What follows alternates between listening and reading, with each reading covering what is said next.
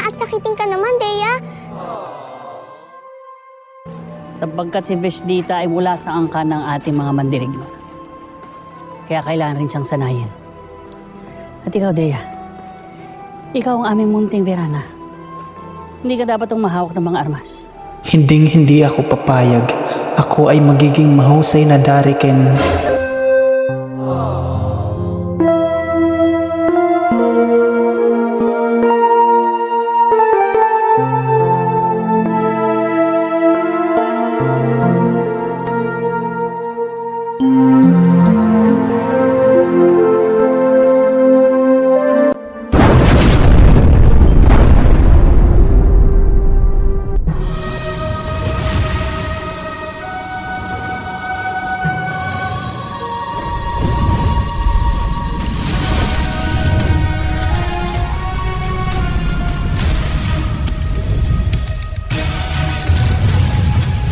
Hindi nararapat na mapatalsik sa iyong kamay ang iyong sandata.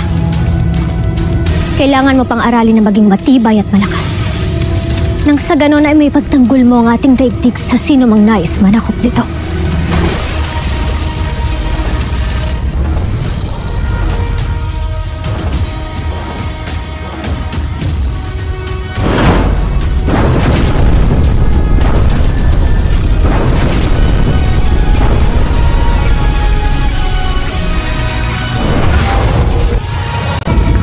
Ang lupa, ang espiritu. Hingin mo sa lupa na siya ay gumalaw. Anak, ang tubig ay kapwa banayad at malakas. Dapat makiramdam ka sa kanyang agos at pagdaloy.